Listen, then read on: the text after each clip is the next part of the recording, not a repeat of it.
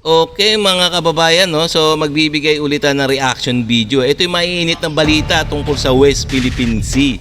Alam niyo naman na West Philippine Sea, talagang inaangkin na ng mga gahaman sa teritoryo ng mga incheck na to, no? Ang ating teritoryo diyan sa West Philippine Sea.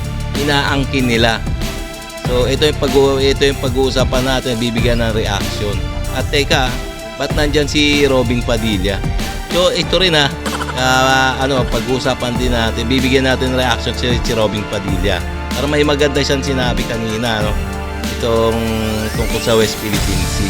So ang pamagat ng ng ating bibigyan ng reaction video, ito, China gumawa lang ng patibong at nilinlang ang Philippine Coast Guard.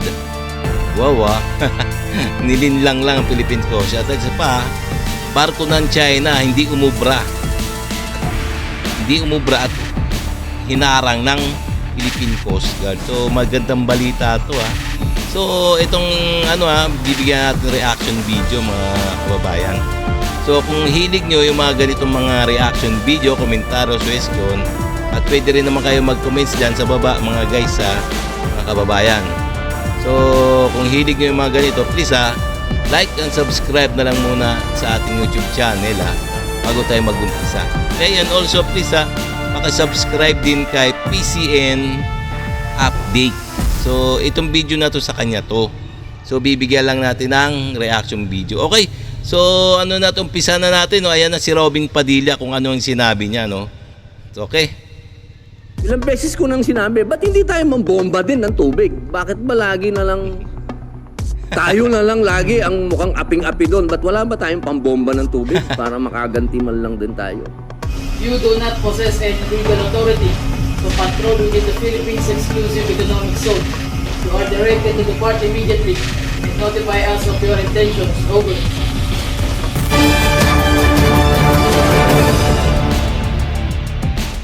Senator Robin Padilla, nagbigay ng opinion tungkol sa usapin sa West Philippine Sea. Ito ay matapos na harangin di umano ng barko ng China, ang isang research vessel ng Pilipinas, 35 nautical miles ang layo, mula sa dalampasigan ng Pangasinan. Halos ilang oras di umano na naka-standby ang barko ng Pilipinas, habang hinaharang ng barko ng China. Nagbigay naman ng opinion si Senator Robin Padilla, anya, bakit pumapayag na harangin? Gayong may karapatan naman tayo, dahil ito ay exclusive economic zone ng Pilipinas. Sinabi pa ni Senator Padilla, na bakit hindi rin bombahin ng tubig ang mga barko ng China, at wag daw pumayag na magpapi na lamang. Pero kanina lamang ay pinatunayan ng PCG, na handa talaga sila na ipaglaban, ang ating karapatan, matapos nitong harangin, at palayasin, ang barko ng China. Huwag tayo magpapaharang.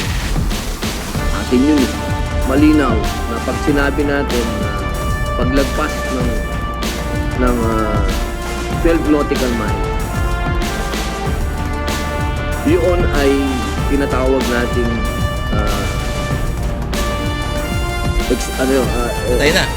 economic zone natin. So, sovereign rights. Okay, kailangan malinaw po ito lagi, mga mahal kong kababayan.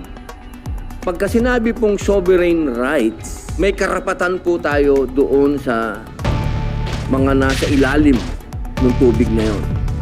Pero hindi po yun sovereignty. Hindi pa po tayo ini-invade.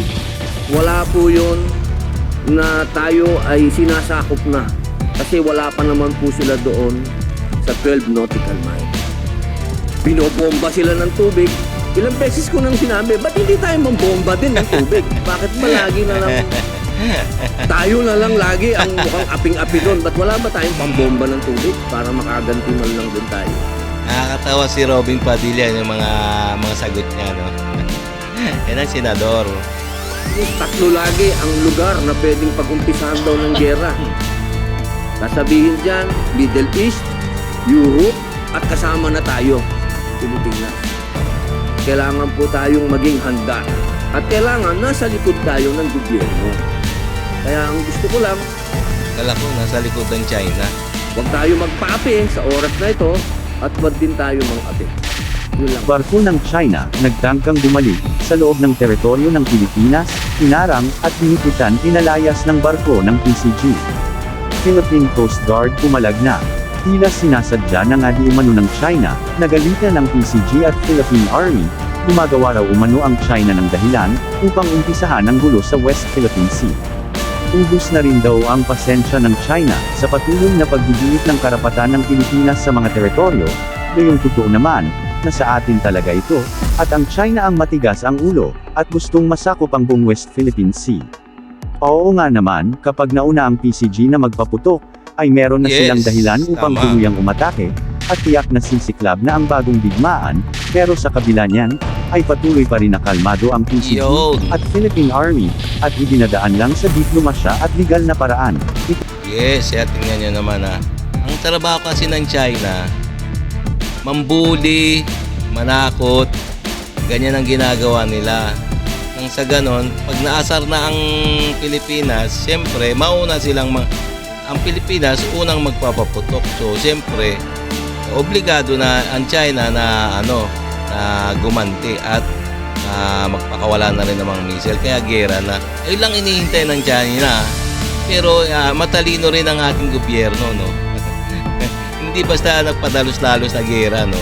Kaya nga nabubisit na siguro yung China, yung monster ship nila, pinaikot-ikot dyan sa malapit sa ating kalupaan. Baka daw sakaling bombahin ng Armed Forces of the Philippines yung monster ship. Kaso hindi naman yun ang nangyari. Ito ay ang higit ang karapatan na naayon sa batas. Kaya naman ng Itaboy at harangin ng PCG ang barko ng China, ay walang nagawa, at tuluyan na lamang itong umatras, at Yo. lumayas sa ating teritoryo. What? This is Yan naman talagang tinaboy na lang, no? Tinaboy na lang ng Philippine Coast Guard yung China monster ship. Ayun, lumayas na. Philippine Coast Guard Vessel PRP Teresa Magbanwa MRRB 9701. You are advised that you are currently sailing within the Philippines exclusive economic zone, approximately 98 nautical miles west of south of Capones Point, Zambales, Philippines. In accordance with Republic Act 12064, the Philippine Maritime Zones Act, the United Nations Wow, Convention kompleto, on the Law of the Sea, Kompleto yun, Signatory State, and the 2016 Agricole Award. Ilang beses Kaya tingnan nyo naman mga kababayan mga kababayan, tingnan nyo naman ang Philippines Coast Guard gumaganti ng radio challenge. Pero yung yung China Coast Guard gumaganti ng bunggo-bunggo ng barko at saka water cannon. Samantalang ang Philippine Coast Guard hanggang radio challenge lang. Ay nako. Okay, no? So hanggang dito na lang tayo mga kababayan, no? Ngayon, kung may mga komentaryo kayo dyan sa baba, pwede rin naman kayo mag-comments dyan mga kababayan. Okay?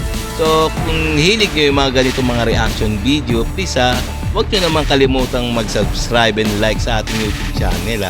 Nang sa ganun maikalat pa ni YouTube ang ating mga video sa mga iba pang mga netizens. Okay? So, salamat.